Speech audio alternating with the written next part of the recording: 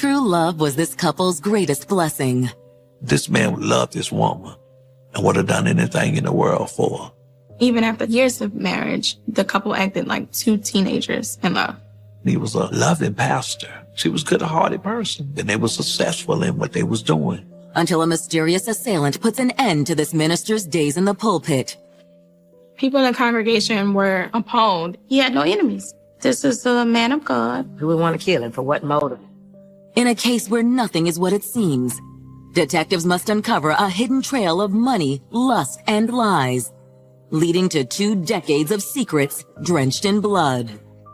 There was deceit and backstabbing and families turning on each other. There's affairs and sex. This could easily be the Who Shot JR New Orleans version. I was baffled. I was in awe. I was like, oh my goodness.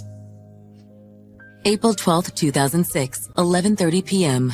It's a muggy spring night in New Orleans, and all around the Crescent City, people are struggling to rebuild their lives 8 months after Hurricane Katrina. After Katrina, New Orleans was in a real bad place.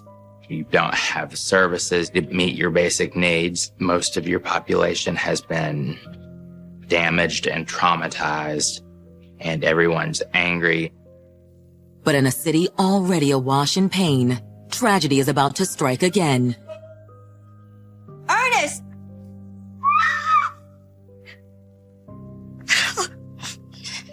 Oh, God. Ernest, get up! No! Get up! 911, what's your emergency? God, please send help! My husband's been shot. Please help! The woman on the line is 41-year-old Emma Smith. She was upstairs when she hears her husband calling that he's been shot, and she comes downstairs to find him. He was lying in the doorway. His shirt was saturated in blood. I can't stop the bleeding. Please! Ma'am, stay on the line. We're sending police and EMTs right away. But by the time first responders arrive, it's already too late. He's been shot! Emma's 38-year-old husband, Ernest Smith, is pronounced dead on arrival. By the time they got there, he had bled out. As police secure the scene, they can't help but wonder, is Ernest another random casualty of this already troubled city? Or is something more sinister afoot? We didn't know at the time. It would be a mystery that would deepen over the next 7 years, bringing forth with it a rushing tide of suspects, scandal, and ruined lives. Not even the strongest swimmer could escape. Born and raised in New Orleans, Ernest Smith made a living as a truck driver for most of his life, but it was behind the pulpit, not behind the wheel, where Ernest felt most at home. His passion was preaching and spreading the word of God. Ministry is a way of reaching out to the hurting, and I know he had some hurts. So maybe this is a way of reaching out to those that was hurting as well. He just wanted to mend others as he had been mended as well by Christ. Ernest didn't have an easy start to life. When he was 10, both of his parents were killed. Despite losing both of his parents, he graduated from school. He went on to the military and joined the National Guard. He suffered, but he never retreated. He always went forward. By the early 90s, Ernest's commitment to God led him to a church in Bethel, Louisiana, where he worked part-time as a pastor and helped grow the congregation. Ernest was the type of preacher that if you ever heard him, you would want to hear him again. As Ernest's reputation grew, so did his flock. One Sunday, Ernest met a pretty parishioner named Emma Evans. Hi there, Pastor. Hey, how That you was a doing? lovely sermon. You know, she caught his eye. So what do you think of our little church here? It's wonderful. It's just a thing I need to get a fresh start. Who's these two you have with you? This is Casey. This is Carlton. Emma was recently widowed. She was a single mother of 2 children. Her husband had been hit by a car, and subsequent to that became a paraplegic and died. She was suffering and in church looking for some comfort from the Lord. All right, you gonna come back next week? Yes, sir, I will. All right then. All right. All right, thank you. In the coming months, Ernest became Emma's spiritual sounding board, offering her a sympathetic ear and a shoulder to cry on. But try as he might, Ernest couldn't deny the feelings he was developing for his newest parishioner. She was just somebody that he became interested in and just wanted to spend his life with. Turns out the feeling was mutual. She needed him for spiritual growth, and he needed her for natural growth. After years of dating, the couple married in the mid-90s. They was meant for each other. This man loved this woman and would have done anything in the world for her. Over the next 10 years, Ernest, Emma, and her 2 children moved wherever the Holy Spirit called them. After kind of bouncing around from church to church, the family decided to settle in New Orleans. Along the way, Ernest continued working as a truck driver and also preached in several small churches. But his dream always was to become a full-time pastor. As for Emma, she had big dreams of her own. She was an entrepreneur. The girl just had it going on. I mean, she was very smart and she always was able to make a dollar. She had a hair shop at one time, and she was in real estate. But in 2005, Ernest and Emma lost everything. Hurricane Katrina was August the 29th, 2005. Their home was one of the worst hit areas in New Orleans. Katrina displaced a whole lot of people. They both left together. They went to Mississippi. They were living in Poplarville, Mississippi. Emma's family was in Poplarville as well. They were struggling in Poplarville and both wanted to move back to New Orleans, but Emma was particularly desperate to move back. Although New Orleans was still reeling from the effects of Katrina, Emma was fortunate enough to find a job opportunity there. She'd found a job with a real estate agent in New Orleans East. With Ernest's blessing, Emma returned to New Orleans and rented a townhouse on the east side of town. While Emma got things settled in New Orleans, Ernest and the kids stayed behind in Poplarville. But it wasn't long before Ernest received an opportunity of his own for what seemed like his dream job. Mr. Smith had just received word that he was going to be a pastor of what they call a mega church in Atlanta, Georgia. He could be a preacher full-time now. He would no longer have to drive trucks to provide for his family. He could follow his passion. He was excited about that. And all he needed now was Emma. With this offer in tow, Ernest headed to Atlanta with the hopes of convincing Emma to follow him as he pursued his calling. He was going to open up a new chapter in his life. He wanted her to be a part of that. You know, you get the church in Atlanta, she was going to go with him. I feel like this move will be such a blessing for us. She was all excited. She was saying, well, he was so happy. He was happy for them. But then, just when it seemed the couple was on the brink of having their dreams come true, tragedy struck. Everyone was shocked to find out that Ernest was dead. He was only 38, and his life dream was at his fingertips. How could someone do this to a man of God? Finding the answer won't be easy, especially in crime-addled post-Katrina New Orleans. It could have been the neighbor down the street. It could have been someone actually lying in wait. This really could have been anyone. After weathering the nightmare of Hurricane Katrina, Ernest Smith and his wife Emma seemed on the cusp of living their dream life. Ernest had accepted a job as a pastor at a mega church in Atlanta, and the real estate market was pretty solid there, which would provide a good career opportunity for Emma.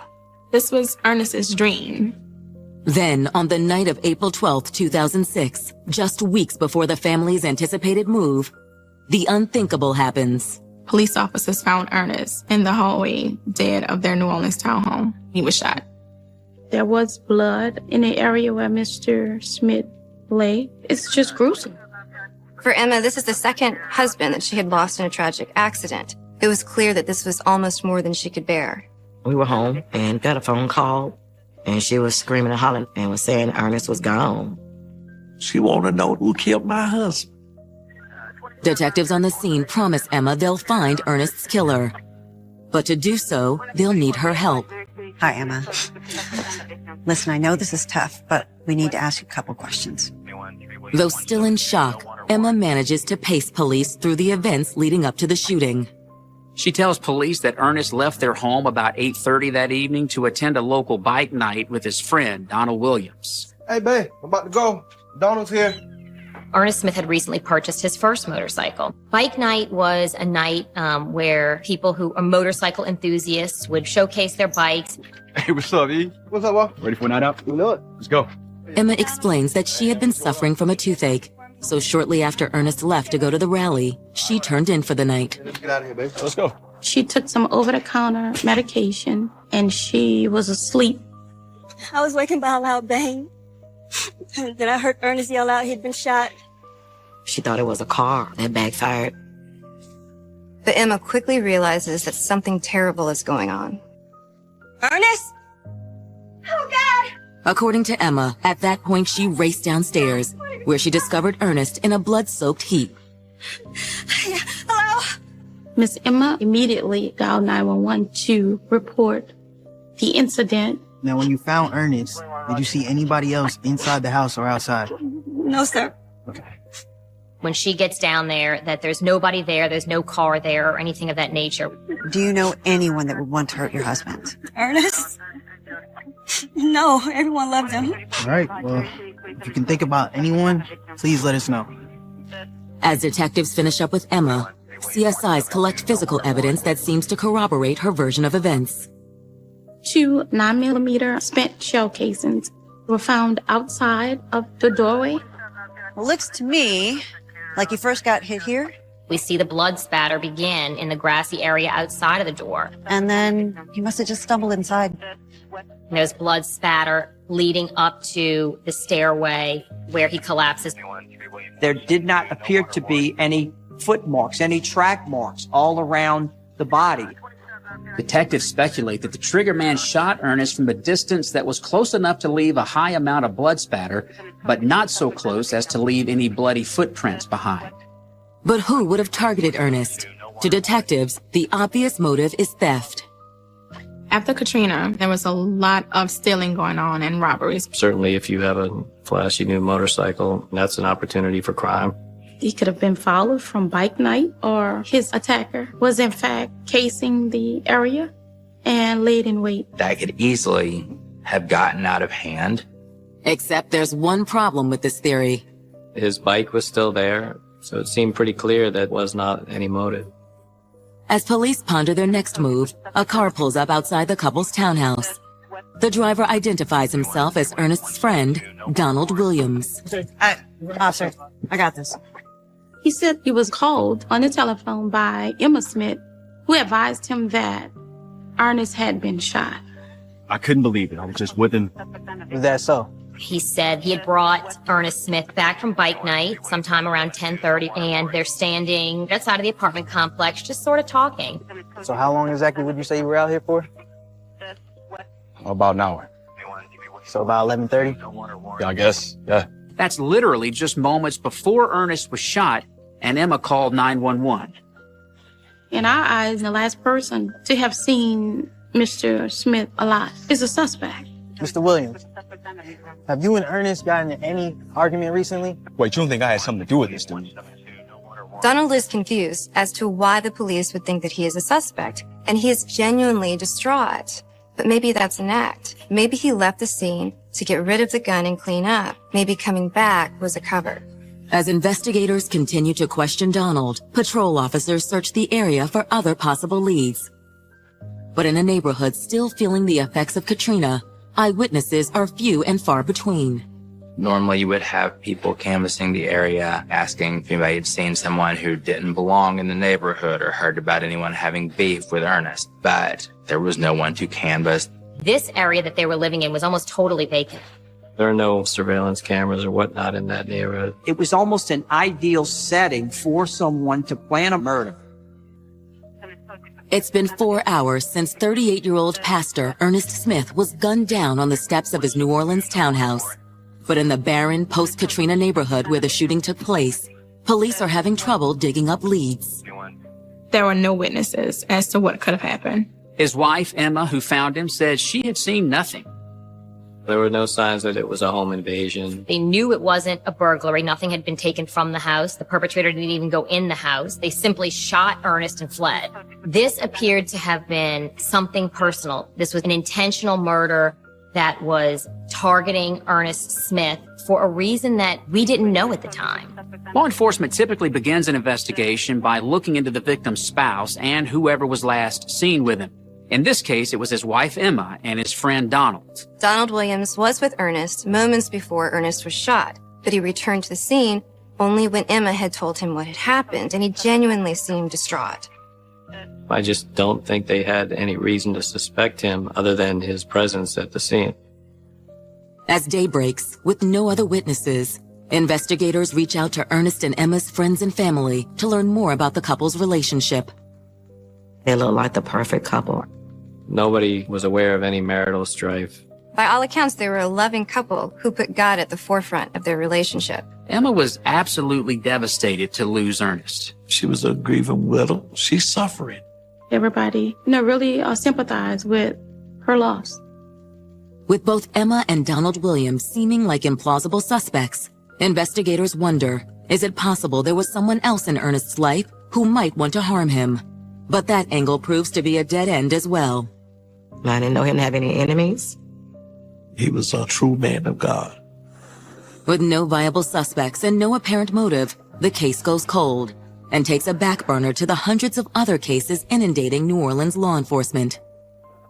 After Katrina, the police department was short 200 officers, and the officers that they did have were being overworked. The city was in such a complete disarray that this was just another tragedy on top of 1,000,001 other tragedies. With Ernest's murder now a cold case, his widow Emma struggles to find closure. In the aftermath of Ernest's death, Emma stayed in New Orleans and continued to work. And during that time, she found a confidant, someone who gave her emotional support. His name was James Rain. James Rain was one of Ernest's oldest friends. It made sense that Ernest's close friend and his wife would console each other after his death. By 2008, 2 years after the death of Ernest, James and Emma were not only an item, they were also ready to take the next step together. James and Emma decided to get married, and she changed her name to Emma Rain. Though some might have viewed Emma's marriage to James as a bit hasty, Ernest's friends and fellow churchgoers were delighted she'd once again found happiness.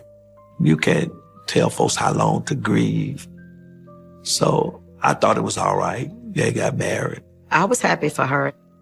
After Ernest's murder, Emma's children had remained in Poplarville with their grandparents, and in 2008, Emma asked James to move back to Poplarville to be closer to her children. James obliged wholeheartedly.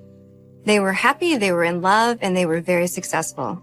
She had a tax business. James was an excellent mechanic. With their careers flourishing, the couple soon builds the home of their dreams. It was close to 4,500 to 5,000 square foot home. The decor was exquisite. It was elaborate. Had a private pond, a pool. It was just wonderful. It's a house you could die in, you know. And in October of 2011, that's exactly what happened. Someone was murdered in that house. They were not thinking in their wildest dreams that somebody would be capable of something like this. This can't be happening again. In April of 2006, aspiring pastor Ernest Smith was gunned down in the doorway of a New Orleans townhouse. In the wake of the murder, his grieving widow Emma found solace in the arms of one of Ernest's closest friends, James Rain. James and Emma were two people grieving the loss of a loved one. He was consoling her and she was consoling him. They were so attracted to each other that eventually they got married. After they got married, they moved from New Orleans. Her and James built a home from the ground up in Poplarville, Mississippi. It seems like she has moved on from the Ernest Smith murder. But just as her life was back on track, it would be blown apart by yet another tragedy. It starts on the afternoon of October 21st, 2011. Emma is out of town for business, and then she calls James Rain's mother and tells her, I haven't heard from James. He hasn't returned my calls. How worse? Well, I can't get him on the phone. Now, could you go up there and tell him I'm trying to get in touch with him? A few minutes later, James' mother enters the home. James, it's Mom! The master bedroom was on first floor. James? She rushed step partially the way up in there. She saw James with trauma to his body, and so she runs back out. He was shot multiple times. It was the face, the chest, and his mouth area. She is obviously horrified by what she has found. This is something his mom will never get over as long as she's still living. James' mother calls her other son, Enoch, and informs him of what's happened. Enoch in turn notifies the sheriff's department, and within the hour, homicide investigators have arrived at the scene. We have. From the moment detectives enter the master bedroom, it's clear that James Rain had been shot execution style while he was sleeping. James had never even gotten out of bed. He's shot in the head and the neck. It's just very indicative that somebody was coming in there with a mission, and it was to kill James Rain. The execution-style nature of the shooting isn't the only clue that the murder was premeditated. The killer covered their tracks very well. There was very little in the way of physical evidence left behind. The house was wired with security cameras all over the place, but just so happened that the system was down during the murder. But who would want to murder James Rain? To answer that question, detectives turned to James' family. We're sorry for your loss. We just have a few questions for you. The family states that despite this gorgeous new house and this fresh beginning in Poplarville, James and Emma's relationship was on the rocks the past couple months. The passion that they once had in their marriage kind of way out. James Rain and her start to have some trouble. He gets an idea that he may not be the king of that castle anymore. He was suspicious that she might be seeking men elsewhere. According to James' family, James was right to be suspicious of Emma's fidelity, especially considering an incident his brother Enoch witnessed a few years earlier. Emma and James, I saw them two in the house kissing and hugging. This was a mouth-to-mouth kiss. It was a passionate kiss. Hey, what are y'all doing? There was just one big problem with that scene. She was married to Ernest. He was shocked and kind of appalled that they were kissing when he was right in the house. Man, Ernest would kill you if he caught you up here. I'm like, you flirting with death, kissing like this in his house. Bro, this is none of your business. Leave, man. Enoch tells police that James and Emma continued their affair right under Ernest's nose, but eventually it caught up with them. James was confronted by Ernest, and they had a heated argument over him having an affair with his wife. He said stay away from his wife. He wanted out of the marriage. The family says after Ernest received the offer to be the pastor at the mega church in Atlanta, he decided that divorcing Emma wouldn't be in his best interest. It wouldn't look good with you getting a church and you're not with your wife. Because of his faith in God, he decided to stay and try to work it out. Ernest ultimately accepted Emma back, but not before he sent his old friend James a stern warning. James, quick temper. You don't be saying this to me. You don't be threatening me, telling me what you're going to do to me. Enoch tells police that it was just months after this confrontation between Ernest and James that Ernest ended up dead. It wasn't long after Ernest's death, maybe a couple of weeks, she moves in with James. People speculating, gossiping. Did James have something to do with that? I asked him, did he have anything to do with Ernest's murder? He was emphatic about it. They didn't have anything to do with it. James was my nephew, and we was close. I had no reason to think that he was lying. But now that James has been murdered in a manner similar to Ernest, his family worries that it's more than just bad luck. After James's murder, we started having family meetings, whatever information people can give us to where we can start putting the pieces of the puzzle together to try and solve James's murder. I said, something's not right there. It's not coincident that you have two husbands murdered. Back at the station, Poplarville investigators are equally suspicious. But at this point, there's zero evidence proving Emma killed either Ernest or James. Yes, is this Emma? When James Rain was killed, she had been in Arkansas on business. They spoke with her confirming that she was indeed in Arkansas at the time. But now that they had her on the phone, investigators had to tell her that James had been murdered. No. When they tell Emma that James is dead, she seems devastated and immediately drops what she's doing to return to Poplarville. The following morning, investigators interview Emma at the Pearl River County Sheriff's Department. So it's just a coincidence that you've had two husbands and they've both been shot. It has to be. And you expect us to believe that? Yes. They played hardball with Emma, but she never wavers from the claim that she is completely innocent and that this is all one horrible coincidence. Over the next year, investigators failed to find any evidence that conclusively ties Emma to the murder of either Ernest Smith or James Rain. Even though police had suspicions, there was just not enough evidence to connect her to both of the murders. But soon, two witnesses will come forward and point the finger at a surprising new suspect. His family turned on him. It was dead silence. We were shocked. In the span of 5 years, real estate agent Emma Rain had not one but 2 husbands brutally murdered inside their own home.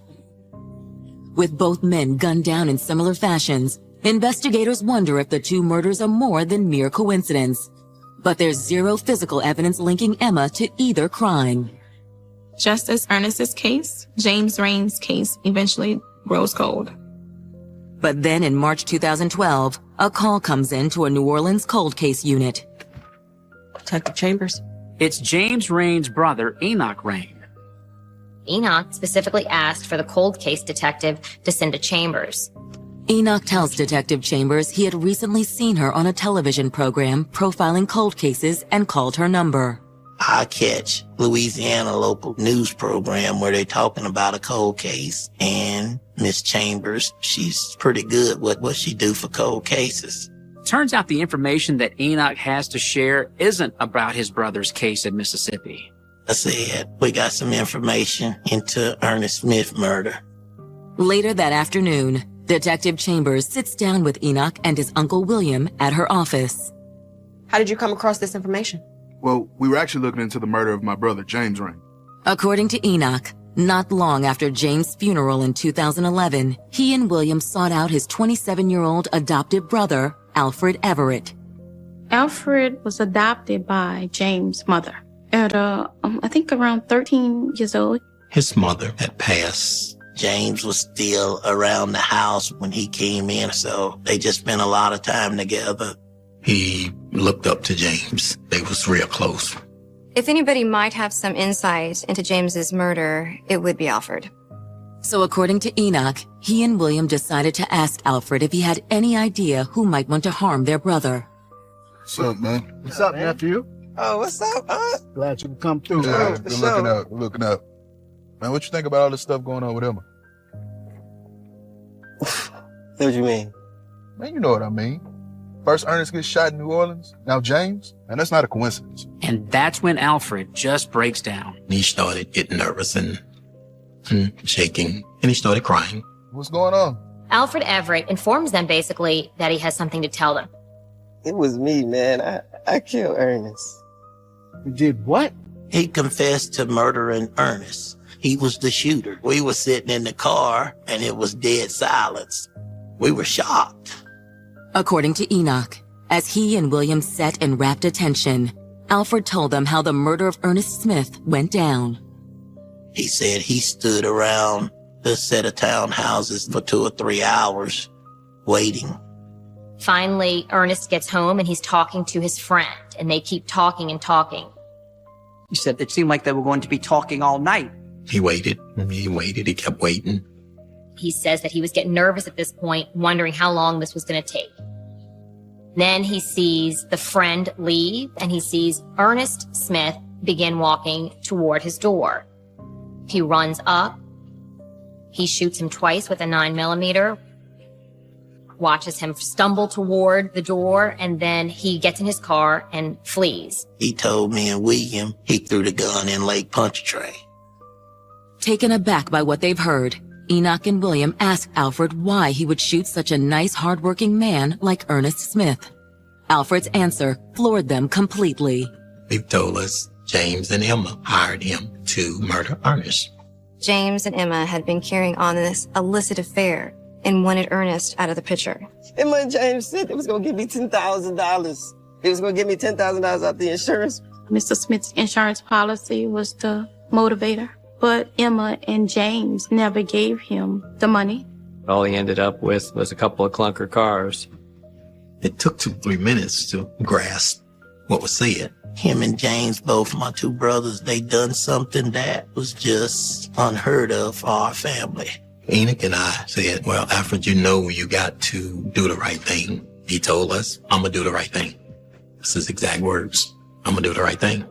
According to Enoch, that conversation took place in the fall of 2011, but by 2013, Alfred still hadn't come clean to authorities about his role in Ernest's murder.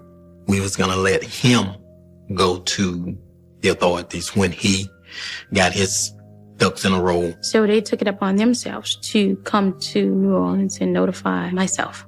They're the kind of people who once you meet with them, you know that they are not lying. the truth coming out and moving forward. And justice was important for them. In an effort to corroborate Enoch and William's story, Detective Chambers obtains a warrant for Emma's cell phone records from the night of April 12, 2006. One of the telephone calls that she made almost immediately after the police departed the scene was to her lover, Mr. James Rain. After examining Emma's cell phone records, Detective Chambers takes a look at the life insurance policy Emma had taken out on Ernest prior to his murder. The insurance policy was started out as a $100,000 insurance policy.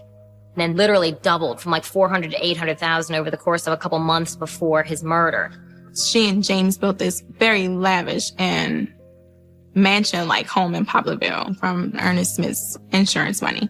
But in combing through Emma's financial records, Detective Chambers realizes the payout on Ernest isn't the only hefty insurance policy Emma Rain had recently cashed in. After James's death, she never missed a beat on James' life insurance policy. The one for James was $400,000. That was most suspicious since Mr. Rain now was the victim of a homicide himself.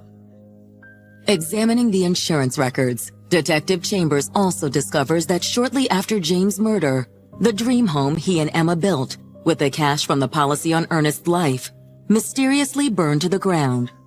I think it was valued at somewhere right around $400,000. She had an insurance policy on it that was doubled. These things were just very strong pieces of circumstantial evidence. As she peels back the layers of Emma's possible misdeeds, Detective Chambers wonders if it didn't all begin 2 decades earlier with Emma's first husband, Leroy Evans. He was a paraplegic due to the car accident. One night, his feeding tube came out and he choked and died. It was ruled an accident. And when Detective Chambers contacts Leroy Evans' mother in Vicksburg, Mississippi, what she learns only raises more eyebrows. Emma was the last person that was supposedly seen in the room with him before his feeding tube come up missing. His mother claims that Emma Rain must have obtained some of the proceeds from his insurance because they never got any money from his life insurance policy. Every husband, basically, that she'd had died. Which leads investigators to a terrifying conclusion. We have a true black widow. There is a pattern. She was marrying men and murdering them to collect the life insurance policy. We didn't know who would be next. May 2013, nearly 1 year into their investigation, cold case detectives now have reason to suspect that 20 years earlier, Emma Rain, then Emma Evans, murdered her first husband, a paraplegic named Leroy Evans, and collected a life insurance policy she had taken out on him. This was the narrative of a woman who's basically tearing through men and killing them and then taking the insurance money and living high on the hog. They deemed it the Black Widow. But if Emma Rain had built a life of luxury on the shoulders of 3 dead husbands, it begs the question, why hadn't authorities spotted these clues earlier? At least in Ernest Smith's case, there's one possibility. In retrospect, you can say that police might have checked the insurance policies because they would have known that Emma Rain had jacked up her insurance and they would have come up with James Rain's name on a policy. That would seem to be at least a pretty good lead.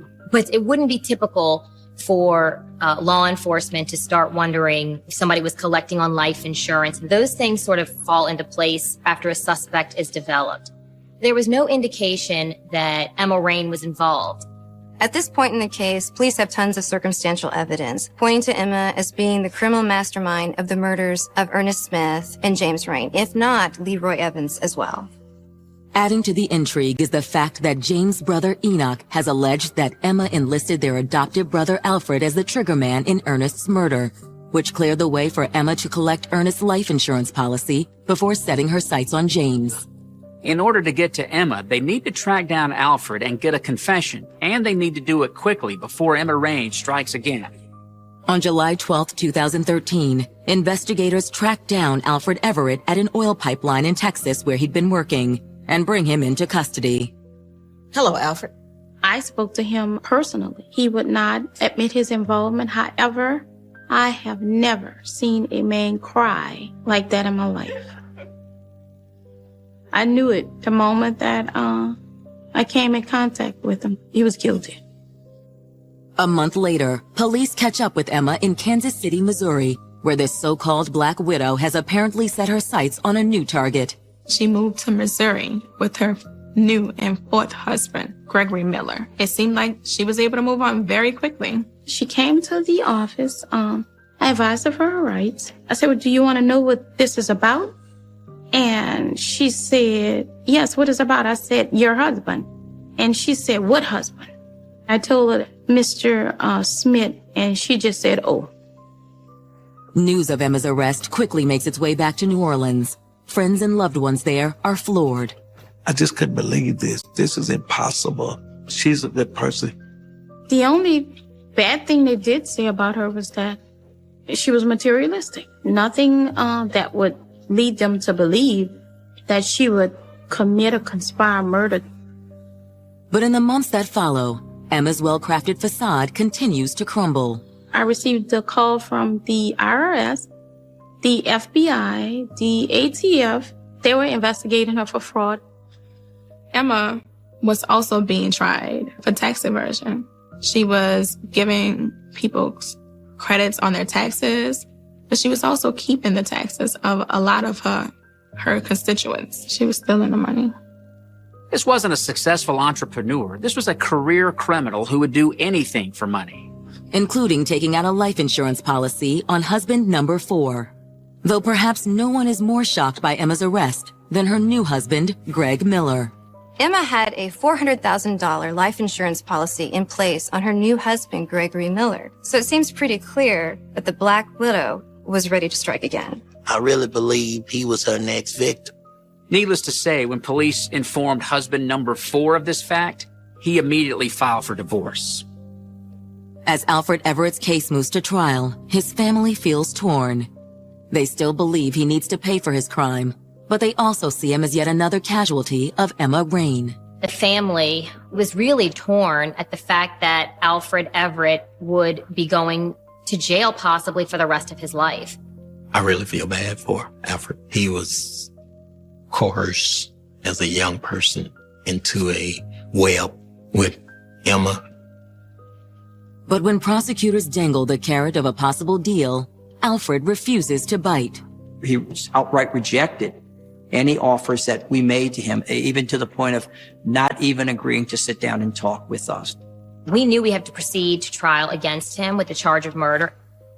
With both Emma and triggerman Alfred Everett opting to take their chances at trial, prosecutors decide to try Alfred first. But from the moment the gavel drops, it's clear Emma is the real star of the show. The prosecutor gave the opening statement, and the entire opening statement was about Emma Rain. But the defense fires back that Alfred isn't Emma. I opened by saying, well, Emma sounds like a terrible person. But Emma was not on trial with us. But as the trial proceeds, the prosecution's lack of physical evidence seems to play to the defense's favor. They never recovered a gun. They didn't have any fingerprints. They didn't have any DNA. They didn't have eyewitnesses. They had nothing that you would hope to find in a murder case. Prosecutors assert that Emma, James Rain, and Alfred Everett conspired to murder Ernest Smith and collect his $800,000 life insurance policy. Emma and James offered Alfred a hefty cut of the money if he agreed to be the trigger man. So on the night of April 12, 2006, Alfred waited outside Emma and Ernest's condo for Ernest to come home from a night of being out. Alfred approaches from behind and shoots Ernest twice in cold blood and leaves him for dead on his doorstep. Emma then calls James Rain, moments after calling 911, to let him know the plan had been executed. The state's case hinges on the testimony of Alfred's relatives, Enoch Rain and William Fowler. Their testimony was very strong. These people weren't going to come here and make this up against a family member, someone they literally raised from a small child to an adult. But they felt like they had to do the right thing. Alfred was convicted of second-degree murder. In Louisiana, there's only one sentence for second-degree murder, and that's mandatory life. In Louisiana, when we say life, we mean life. You will die there and be buried in a pine box. My heart still goes out to him, but he took a life. And, that has to be taken care of. On August 10th, 2016, nearly 2 years after Alfred's conviction, Emma Rain's trial gets underway in a New Orleans parish courtroom. This was a case that packed the courtroom, I can tell you, just out of the sheer interest. You don't get a lot of Black Widow-style murder. Though Emma is suspected of murdering all 3 of her husbands, prosecutors are quick to remind the jury that she's only standing trial for the murder of husband number 2, Ernest Smith. James and Alfred had a part in it as well, but she was the mastermind of it. Emma was marrying men and murdering them to collect the life insurance policy. We knew she did not actually pull the trigger, but she was a principal to the killing. She did up the insurance policy several times. It was increased to the $800,000. The first witness prosecutors call is convicted triggerman Alfred Everett. It was a very sort of tense moment in the courtroom. He came out from the back in an orange jumper shackled at his wrists and ankles. He was defiant, refused to even sit on the witness stand despite the judge's orders to do so. And on every question, he refused. He refused to say anything. But that same silence plays right into the prosecution's plan. We had to make a record just saying he's refusing to answer these questions so that we could establish a way to impeach him through the testimony of William Enoch. Perhaps the most gripping piece of evidence submitted is the surveillance footage from Emma and James' home, which stopped recording just hours before James Rain's murder. There were surveillance cameras all over the house that were installed by Emma Rain. Police see that she is the last one in the surveillance camera footage, and she's actually manipulating the central location of the surveillance cameras. They all shut off together, and she's the last person seen in frame before his murder. On August 12th, 2016, the jury returns with their verdict. They convict her of murder, send her away for life. It took me a long time, but when I look at her, now I see wickedness and evil. By now, Ernest would have been what you call a national preacher. That was just so much more that he had to offer his people, the church world, in the community. As for James Rain's family, they understand he played a role in the death of Ernest Smith, but ultimately James was a victim as well. James was guilty, but she calculated the whole situation. My 2 brothers was just pawns on her chessboard. Evil is the word that comes to mind.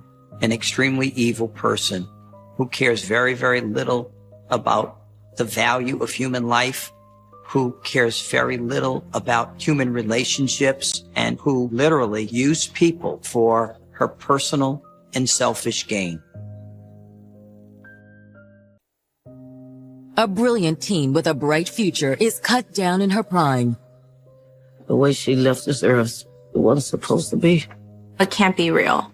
This is just not real. But did a moment of passion lead to her untimely demise? What's wrong? She wanted to have sex with you. Yeah, but I didn't really want to. I definitely knew she was attracted to him. We're young, that happens. The search for the truth sends detectives deep into a world of teenage drama. He wanted to still mess around and be with other people. In a love triangle, there's also jealousy. And the only way to unmask the killer is to untangle a web of deceit. You give you a gun. Either he's lying or you're lying. That's what we're trying to figure out. October 2nd, 2009, 6 p.m. It's a quiet Friday evening when June Harper pulls into a shopping complex in the Miami suburb of Miramar, Florida. This was a shopping plaza on the actual border of Miramar and Miami Gardens, which is Miami-Dade County. As she parks her car, June notices a woman that appears to be sleeping in a nearby vehicle. She doesn't think anything of it at the time. She goes into the supermarket, shops, comes back out. When June sees that the woman is in the same slumped over position she was an hour ago, it's cause for concern. She realizes that something's not quite right. So she tries to wake her up. By then, another shopper comes along. The women continue to try to wake the driver. Miss, can you hear me? But there's no response. Miss! the woman behind the wheel isn't moving. Fearing for the young woman's safety, June tries the driver's side door and finds it unlocked. Oh, honey. It was obvious that she was pregnant when she was found on the scene. What happened? There was a small amount of blood on her dress. Call 911 quick! Moments later, first responders arrive. We found her like this. Okay, can you She's step not back for me? breathing. They check for vitals, but realize it's already too late. There's no reviving her. She's dead. But who is she? We got a young black female, pregnant, with braids, driving a green Excursion. Can you start major crimes, please? Shortly after calling in the body, Miramar police receive an important clue from the Broward County Sheriff's Department. The dispatcher informed them that they were working a missing persons case of a female, and she was last seen in exactly the same type of car that we had. She was a 17-year-old girl.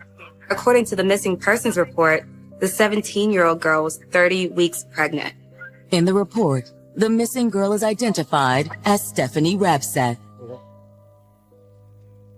Growing up in Fort Lauderdale, Florida, Stephanie Rabsat was a kind young woman, adored by her father Ricky and stepmother Betty. She just always wanted to give and not too much receive, and just such a sweetheart. She was just perfect. She was like a gift from God in my life. Special in every way, Stephanie also had a brilliant mind. She loved to read and she loved to be on the computer. She was a computer whiz. I had to tell her to slow down. When she used to try to teach me stuff on the computer, I had to tell her, slow down now. You know, I'm not as young as you are. But her thing was books and being on the computer. Very intelligent. It took her minutes to understand the kinds of things that it would take somebody else hours. You could just tell, she was always thinking. I see such a bright future in her. As a dad, I was expecting greatness. At the age of 16, Stephanie applied to the prestigious McFadder Technical Center in Davie, Florida. McFadder Technical Center is a magnet school for talented and gifted kids. You have to have exceptional Florida testing scores. I've got something for you. Take a look at that. I got in. Of course you did. I am so proud of you, baby. While Stephanie and her family were overjoyed at this new opportunity, it did come with one big adjustment. McFadder was on the opposite end of Broward County from Fort Lauderdale, where her dad and stepmom lived. So in 2008, Stephanie moved in with her biological mother, who lived in Miramar, not far from her new school. Yeah, it was really good today. She had lived with her father for most of her life. I let her go because she was really getting involved with a computer, so I didn't want to hold her back. At McFadder, Stephanie was definitely in her element. It's only for the smartest of the smartest. Very, very vigorous. As the new girl in school, Stephanie immediately turned heads. She always had the perfect body and beautiful complexion. Everything about her just shined her beauty. Her personality, such an amazing personality. She was like a new day, a breath of fresh air, a flower blowing in the wind that you didn't want to let go. Stephanie was very sweet. She loved to laugh. She loved to smile. She was an old soul. She was so responsible. She never went off and did crazy things. She had a lot of boys that was trying to talk to her or whatever, but as far as I know, she wasn't into boys. She was more into studying and just being on the computer and learning. But in the fall of Stephanie's junior year at McFadder, 17-year-old Jermaine Babs, a student at neighboring Nova High School, would change all of that. You were at the football game last weekend, weren't you? Yeah, that was me. Nova High School was right next door to McFadder Technical Center. McFadder and Nova students rode bus together. Like Stephanie, Jermaine excelled in school and loved computers. He liked to play video games. That was his thing. He loved playing video games. But rather than a shared interest in computers, what drew them together was something far more primal. She told me that he was cute, that she liked him. He wasn't going to make any magazine covers or anything like that, but he was a good-looking kid. Some people have baby faces, and he looked like a really nice young man. He was not somebody who was unaware of how attractive he could be. Soon, the couple's innocent flirting turned into something much more serious. There was a huge sexual attraction. They have a really passionate relationship. They both were in need of some type of affirmation and love and acceptance. And just 5 months after they met, Stephanie and Jermaine's passion produced an unexpected surprise. What's wrong? I have something to tell you. What is it? I'm pregnant. How far along? About 2 months. They weighed their options and they decided to keep the baby. For Stephanie, breaking the news to her family was one of the toughest things she ever faced. She was expected to follow the rules and do the right thing. And being pregnant was something so outside of what was expected of her. I'm at work on my lunch, and she called me, and we were talking. And then she said, "Mommy, I got something to tell you." I said, "What?" And she said, "I'm pregnant." I was very, very surprised and hurt at the same time. But once the initial shock wore off, Stephanie's family embraced her pregnancy. We told her, so you can continue to finish school and go to college. We was going to raise her baby until she was able to do it on her own. We were going to do whatever we had to do. Her family was 100% on board. They were so supportive. With her family's support, Stephanie impressed everyone by keeping up a rigorous academic schedule, even while preparing for her baby's impending arrival. Having the baby wasn't going to hinder her. It was that push. It was that drive to just keep going, to succeed. Had a college in mind, had her career in mind. She was not just going to graduate from college and not do anything. More so, if anything, with her becoming pregnant, she knew she had to be a mom and support her son. She was going to do anything and everything that she had to. So she really persisted. Though the pregnancy wasn't planned, the fact that Jermaine was a good kid from a solid family helped make everyone feel more comfortable. His stepdad was a deputy with the Broward County Sheriff's Office. He was a very responsible and a very respectful kid. He had some kind of a value set to his life, so I kind of felt a little bit more at ease. Jermaine's parents also showed their support for the young couple. They were happy to be there for her and Jermaine and excited about having a new child in the family. And with just a few weeks to go until the due date, Stephanie, Jermaine, and their families were getting ready to celebrate. Jermaine's mother, along with Stephanie's mother, decide together to throw them a baby shower. The moms, the grandmas, were ready and willing to accept the baby. I remember her being super excited about it. I remember her giving me the invitation. I remember her handing the invitation out to the other girls. Both families were rallying around this new child, and they were excited. But no one was happier than Stephanie. She was very, very excited that she was going to be having a boy. She was ready to meet him. She was ready to hold him, to see what he looked like. She already had a name for the child, Jaden. But now, just 2 months away from the birth of her son, it's clear that Stephanie will never know the joy of holding baby Jaden. Police run the tags on the vehicle, and they find that it is registered to Stephanie's mother and stepfather. We were able to see driver's license pictures on our computer, and we compared it to the person that was inside the car. And it was indeed her, Stephanie Rapson. Within minutes of receiving the awful news, Stephanie's family arrives at the scene. We drove down there, and sure enough, you see the yellow tape, the crime scene van, the police cars. It was so dark and cold and so deep in my heart, so much hurt. So much hurt. But as devastating as the news of Stephanie's death is, the investigation into what happened will only magnify the horror and heartbreak. Her underwear is off of her, so there may have been some sort of sexual contact before she died. What happened in that car? October 2nd, 2009, police in Miramar, Florida have just identified a pregnant young woman found dead in a shopping center parking lot. Broward Sheriff deputies informed us that they were working a missing persons case of a female by the name of Stephanie Rapsat. By the time Stephanie's family arrives at the shopping center, the investigation is already underway. It was like something on television. Never thought I would have to see it in real life. But I did. While the family mourns, detectives try to determine how Stephanie died and quickly discover the source of the blood staining her dress. She did have a gunshot wound in her abdomen. There's no gun found on the scene, so investigators rule out the possibility of a suicide. They believe she's been murdered. But why? Detectives can't immediately rule out the possibility that Stephanie had simply been in the wrong place at the wrong time. We had no clue what had happened, how it went down. We did know that there was a possibility this was random. Everything had been removed from her car. They didn't have her cell phone. They didn't have her purse. In addition to signs of a robbery, the scene also provides a possible clue about the murder weapon. There were no shell casings on the scene. Automatic pistols eject the empty case when firing, so detectives knew either the bullet came from a revolver or the killer removed the shell casing from the scene. However, detectives do find one disturbing clue that could point to a possible motive.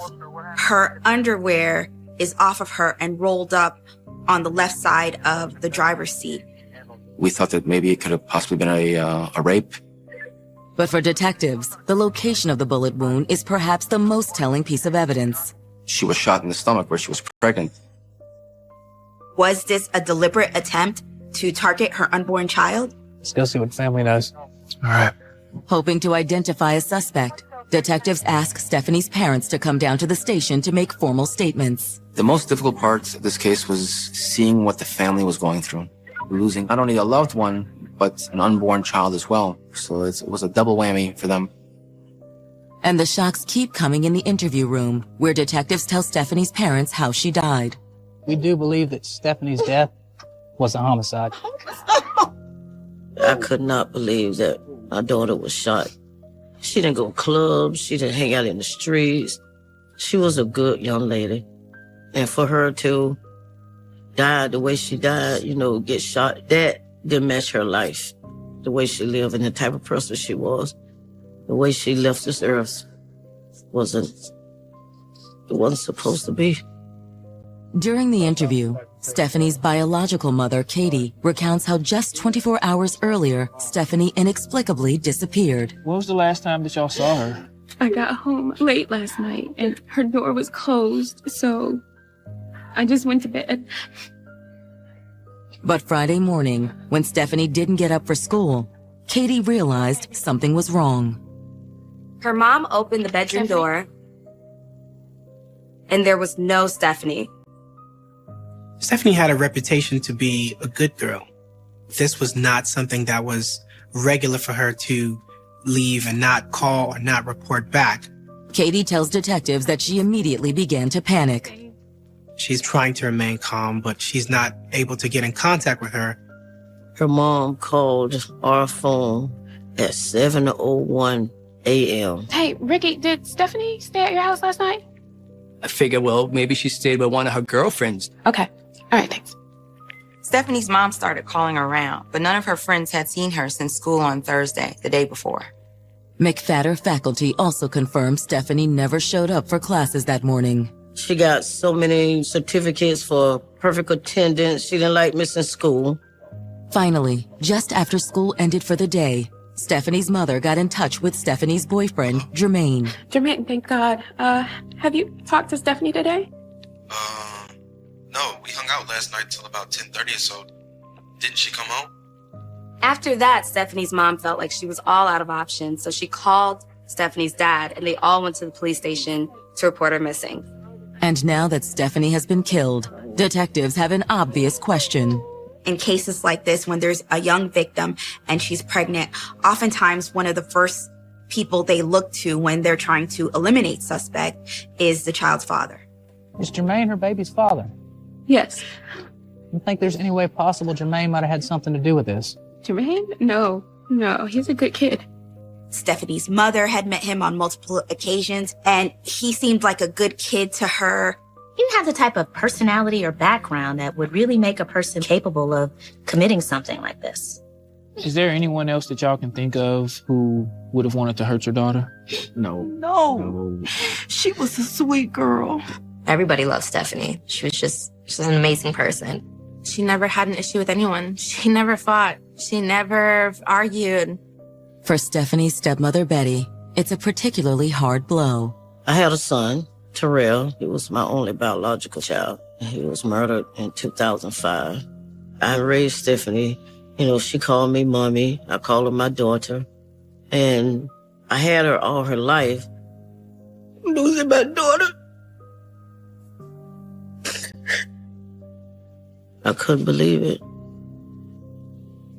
With no other leads, detectives bring Jermaine and his mother down to the station. Detectives didn't reveal that they had found Stephanie just yet.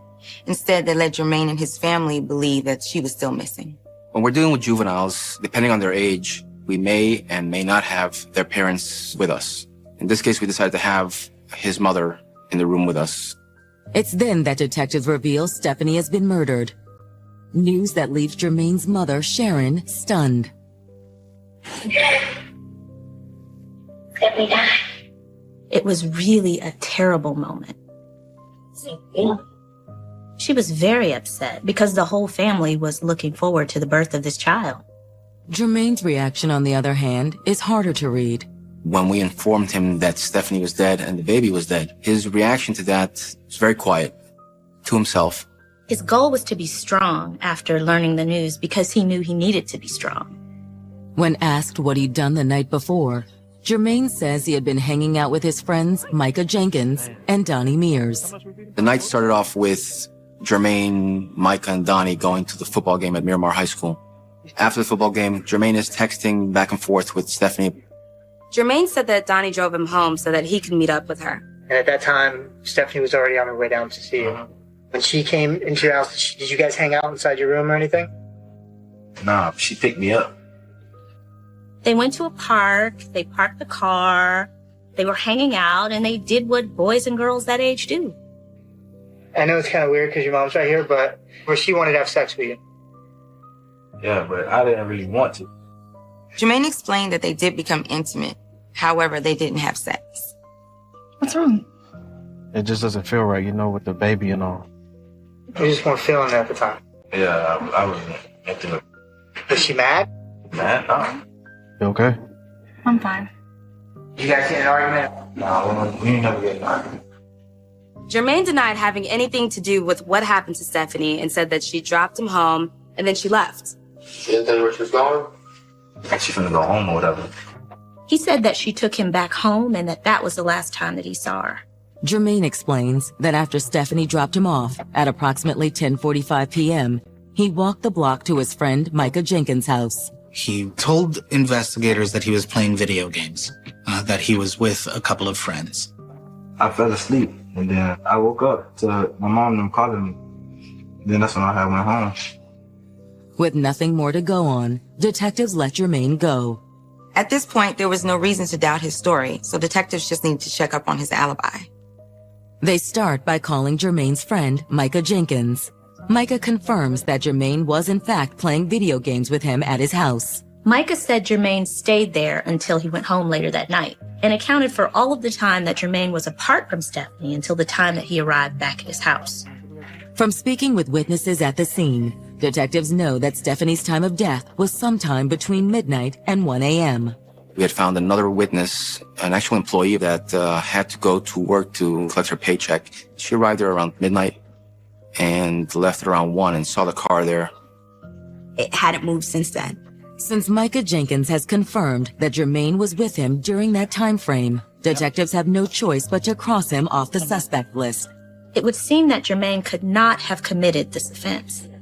But if Jermaine didn't kill Stephanie, who did? Rumors of a romantic rival are about to point detectives in an entirely new direction. They could be looking at a possible love triangle. Jealousy can definitely lead to violence. Hours after Stephanie Rabsat was found murdered in a parking lot in Miramar, Florida, detectives have all but ruled out the father of her unborn child, Jermaine Babs, as a suspect. Jermaine had told us that Stephanie had left, and he did not see her for the rest of that night. Jermaine's friend Micah confirmed that Jermaine was at his house at the time the murder took place. With detectives' primary suspect seemingly cleared of wrongdoing, the investigation is essentially back at square one. But when Stephanie's autopsy report comes in the following morning, detectives are surprised by what it reveals. Although investigators saw what they initially thought might have been signs of a sexual assault, there was no rape or sexual battery before she died. Even more surprising was that the autopsy revealed that there was a gunshot to her head that detectives didn't notice on the scene. There wasn't a lot of blood at all surrounding the gunshot. It was a small entry wound. There was no exit wound. Her hair was in braids, and it was hard for them to see it. According to the autopsy, although the wound was small, it was most certainly fatal. The detectives say that it was so quick that she didn't realize what happened. Like, she died right then, so she didn't suffer. Stephanie's head wound also provides detectives with a potentially important clue. After the autopsy, we were able to remove the projectile, which was still intact, from her body, and there was a .22 caliber class bullet. Not only do they know the caliber of the weapon that they were looking for, ballistics might be able to match the bullet to the weapon. Still, detectives are no closer to identifying who pulled the trigger or why. Was there anyone else out there upset enough about Stephanie's pregnancy to want to kill her and her unborn child? Hoping for leads, detectives reach out to Stephanie and Jermaine's friends. Talking to students, the same story kept coming up about Thursday's football game. Stephanie was not at that game. That was before she met with Jermaine. At the game, Jermaine was in an altercation with a young man by the name of Patrick. No one seemed to know what this altercation was about. What? I said we beat the hell out y'all tonight, didn't we? Why y'all be talking to me like that, son? According to witnesses, the incident escalated quickly. During the incident, Patrick pulled a gun and pistol whipped Jermaine on the side of the head. You know what it is. You know what it is. Police at this point are wondering whether this altercation had anything to do with Stephanie. Some of the individuals that he had the altercation with could have retaliated against him by committing this offense against Stephanie. But that's not the only possibility detectives must consider. Detectives were wondering if maybe the fight was over Stephanie. They wondered if they were dealing with a love triangle situation. Any romantic relationship where there's a love triangle, there's also jealousy. And jealousy can definitely lead to violence. That afternoon, detectives obtained permission to speak to the young man in question, Patrick Butler. I got a pile of witnesses that saw you pistol whip Jermaine Babs. Jermaine? That guy from Nova? Patrick was a student at Miramar High School. The team Nova played that evening. They were from rival high schools, and he did have a beef with him that night. So what you know about a murder on Thursday night? What are you talking about? Jermaine's dead? No. But his baby mama is. Who? He says he doesn't know Stephanie and doesn't know anything about the murder. As it turns out, Patrick has an airtight alibi. The fight with Jermaine wasn't the only fight that he had gotten into that night. He got in a fight with someone else and was actually in police custody at the time Stephanie was killed. With Patrick ruled out as a possible suspect, detectives go back to questioning the couple's friends and make a startling discovery. Jermaine had a girlfriend at the high school he attended. Her name is Shayna White. Was it possible that she saw Stephanie as a rival and killed her so that she could have Jermaine all to herself? To learn more, detectives bring Shayna White in for questioning that evening. Are you boyfriend and girlfriend? Yes. Okay. How long you guys been going steady? Since school started. Once they established that Shayna and Jermaine were dating, the questions then moved on to Stephanie. What kind of relationship did he tell you he had with her? A high and bad relationship. Jermaine told her that their relationship was brief and over. Did he tell you the girl was pregnant? Yeah. Who do you think the father was? He said it wasn't his baby. But now detectives were wondering if Shayna found out that they were still hooking up and decided to kill Stephanie. The answer appears to be no. She had an alibi for the night Stephanie was killed. She tells them that she was home with her family all evening, and her family members confirm that. Every lead detectives came across led them to a dead end. But the investigation won't be at a standstill for long. Soon a phone call will come in that has the potential to break the case wide open. They could tell from his voice that something was really plaguing him. He wanted to get something off his chest. So, no offense to you, but I'm just sick of getting lied to. 3 days into the investigation of Stephanie Rapsat's murder, detectives in Miramar, Florida are still on the hunt for the pregnant teenager's killer. Every suspect they encountered had an alibi. The baby's father, Jermaine Babs, the other woman, Shayna White, and the young man who'd been in a violent altercation with Jermaine just hours before Stephanie's death. But the case takes a sudden turn when Jermaine's friend Micah Jenkins contacts the police and asks to speak with detectives. Micah was the friend that Jermaine said he was hanging out with at the time the murder occurred. The moment the interview starts, Micah drops a bombshell. Micah told us that Jermaine had asked him to lie for him, to create that alibi for him. So, no offense to you, but I'm just sick of getting lied to. Did he say why? Nah, it's like somebody asked. It didn't be like killed at my house. Micah said he didn't think much of it at the time. I thought a lot of parents about not coming home that night or something. Micah says that once he heard about Stephanie's murder, he decided to confront Jermaine. I was like, I heard about what happened. What did you do it? You say that, I was like, did you do it?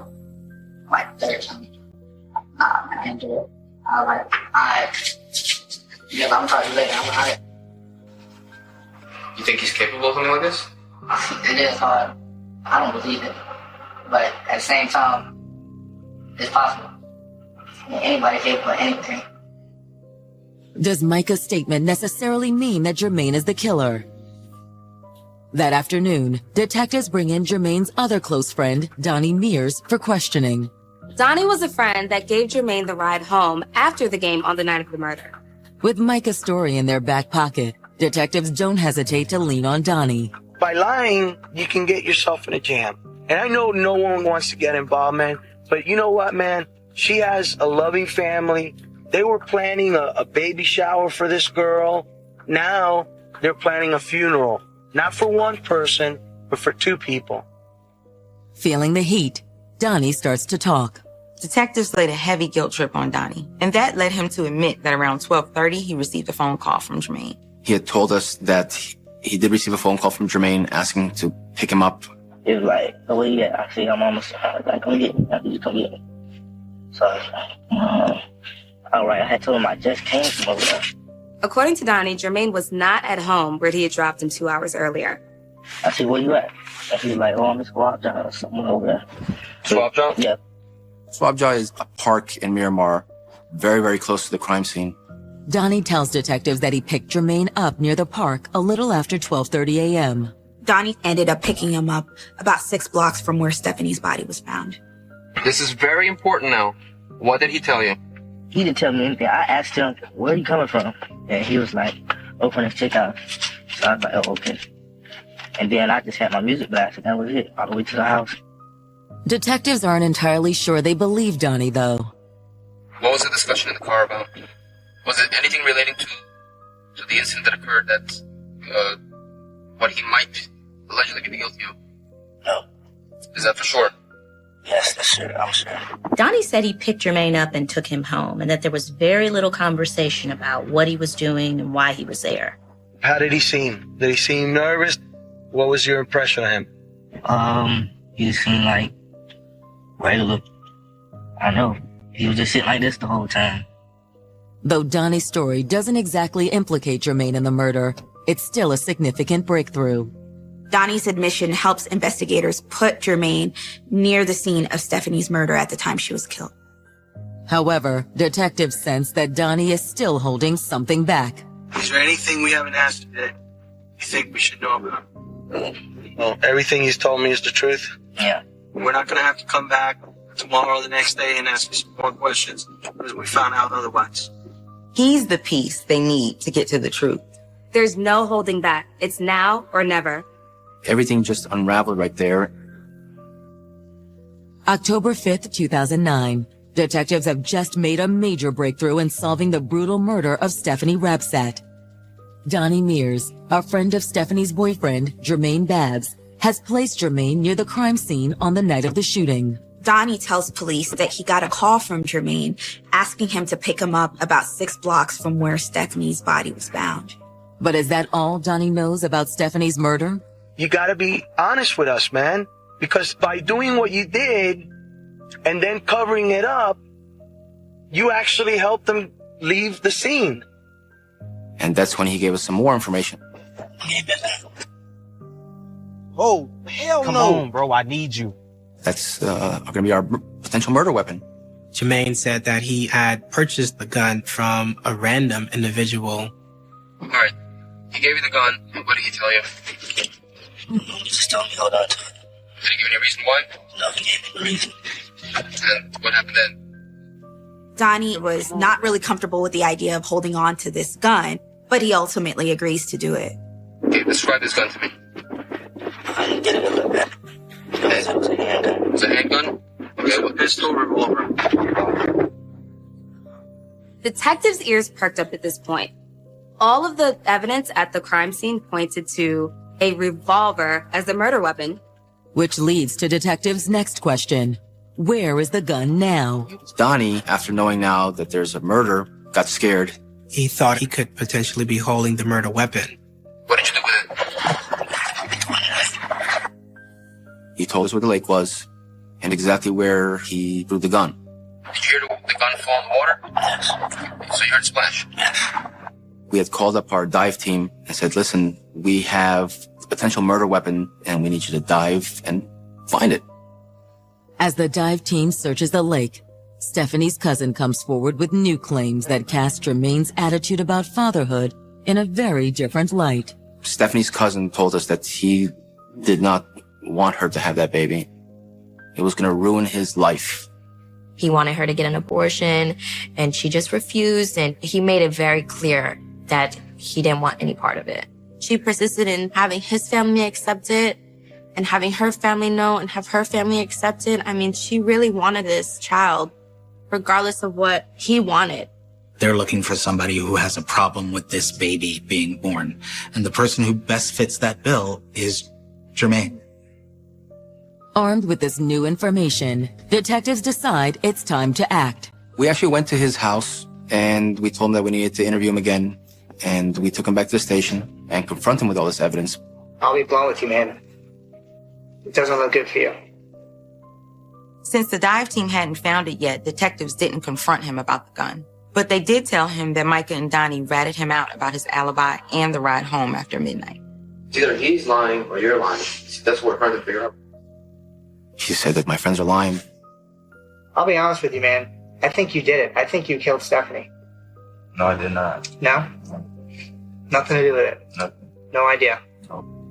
We needed to provoke him and try to get an answer out of him or get a reaction out of him.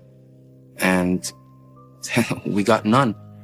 If he truly didn't kill her, he would have been, I didn't do this, getting out of the chair, yelling, I had nothing to do with this. Nothing like that. Let me ask you a question. How did you feel about having a kid?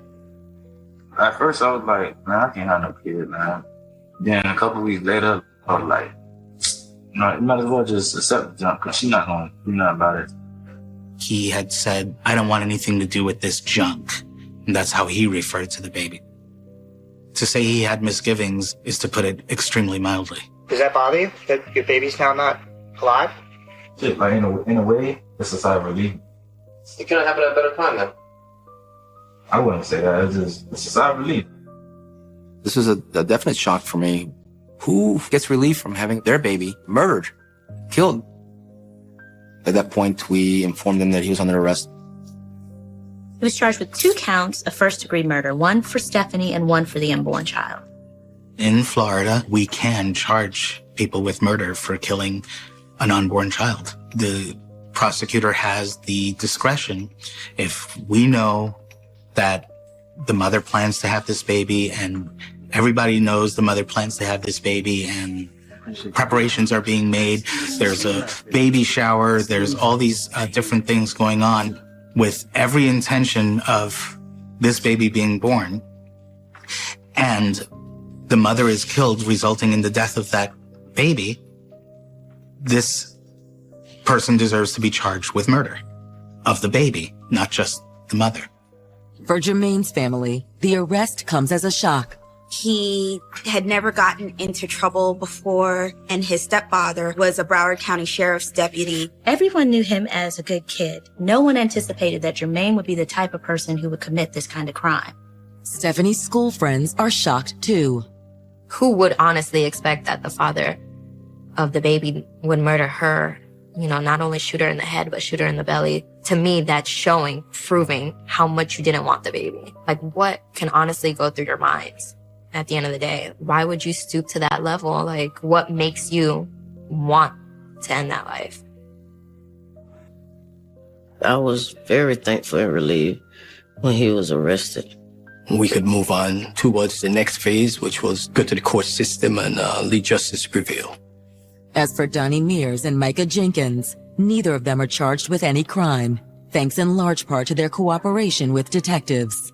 Not wanting to have their reputation be tainted as well, they cooperated with police and no longer had to be a part of this Jermaine's friends played an important role in this case.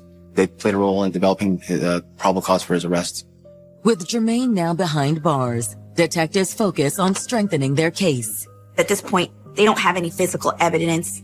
They need to find the gun. But as the search for the murder weapon continues, detectives worry that the case against Jermaine could fall apart. And I'm thinking to myself, oh my God, I want to find this gun. We need this. We need this for our case. Though Jermaine Babs is behind bars for the murders of his girlfriend Stephanie Rabsat and their unborn son, Florida detectives are worried that the case against him won't stick. After days of searching, they still hadn't found the revolver that Jermaine supposedly asked his friend to hold on to the night of the murder. The friend panicked and got rid of it in a lake. During the search, the first day went by and no gun was found. The second day went by and no gun was found. And I'm thinking to myself, oh my God, I want to find this gun. This is our potential murder weapon. And we need this for our case. Finally, on the third day of the search, one of the divers spots something at the bottom of the lake. The revolver was recovered around the same area where Donnie had thrown the gun. It is a .22 caliber gun, which is the same caliber weapon used to kill Stephanie and her unborn son. Inside the revolver, detectives find 4 live rounds and 2 empty shell casings. Stephanie sustained 2 gunshot wounds, and now you have here 2 bullets that were fired from that revolver. The remaining 4 bullets were nearly identical to the ones that were pulled from Stephanie's body. Prosecutors believe this is enough to press forward with charges and announce that they plan to try Jermaine as an adult. It's not unusual at all for prosecutors in Florida and in Broward County in particular to charge people under the age of 18 as adults when it's a serious felony. And in this case, obviously, a first-degree murder is going to qualify. If convicted, Jermaine faces an automatic life sentence. Because he was 17, he was not eligible for the state to seek the death penalty. In January of 2012, 3 years after Stephanie's murder, the trial of Jermaine Babs gets underway. Prosecutors assert that Jermaine killed Stephanie and his unborn child without hesitation or remorse. The motive in this case was Jermaine not wanting to be a father. And that's why he killed Stephanie. Prosecutors believe that on the night of the murder, Stephanie dropped Jermaine off at his house. But Jermaine persuaded her to meet back up a few hours later. We believe that Jermaine had walked to go meet Stephanie somewhere else so that she can pick him up. And the reason we believe that he did that was he wanted to avoid having any witnesses saying that, yes, Jermaine was with Stephanie at this particular time. Once they'd reunited, Stephanie drove them to the shopping center. I think she thought they were supposedly going to talk or have sex. Is this good? Perfect. Prosecutors claim that while Stephanie removed her underwear, Jermaine got out of the car. She was completely unaware of what was about to happen. Jermaine. He had an agenda. His agenda was, I'm going to kill her tonight. Jermaine. He fired 2 times. One in her head to kill Stephanie, and one in Stephanie's abdomen to kill the baby. I think that sends a strong message that he didn't want that baby. To shoot the mother of your child, her stomach out to here, gonna give birth in a month. He's sick. When it's the defense's turn, they counter that there's no definitive proof that Jermaine was the one who fired those shots. Because there was no direct evidence, everything was circumstantial. The defense argued that it must have been someone else who committed the crime. But is there enough reasonable doubt to sway the jury? After only 90 minutes of deliberation, they reach a decision. When the jury came back with the verdict, it was guilty. And it was like... was glorification. I was happy that it came back out quick. I just felt that justice will prevail. And justice did prevail. Outside the courtroom, everybody was just hugging everybody. It was a good feeling. It was a very good feeling. They were so thankful that they actually got a plaque made for my unit, thanking us for the amazing job that we did on this case. And that plaque right now sits in our lobby in a display case of our police department. Convicted of double murder, Jermaine Babs is given a mandatory life sentence. But in June of 2012, a Supreme Court ruling puts him back in front of a judge. The Supreme Court said, you can sentence a juvenile convicted of murder to life in prison. However, you cannot do that in a mandatory way. Jermaine's original mandatory life sentence was vacated, and the judge chose to issue a new sentence. He was sentenced to 50 years in prison. He needs to serve 85% of the time that he's sentenced to. The rest he is able to get good behavior and things like that. He's going to spend a long time in prison. But it won't be the rest of his life unless something happens to him between now and then. That was disappointing. We know he killed Stephanie. We know he killed Jaden. He do not need to have freedom ever again after what he did. But no matter the punishment, nothing will ever bring back the two lives taken so senselessly that tragic October night. I just wonder how Stephanie's life would be now if she was here, her and Jaden. Jaden will be 9 this year. She'll probably have her own place, and I think she'll have a happy life. I could see them doing great things and just so much greatness. She would have been a real good asset to the world. I lost a lot. We lost a lot.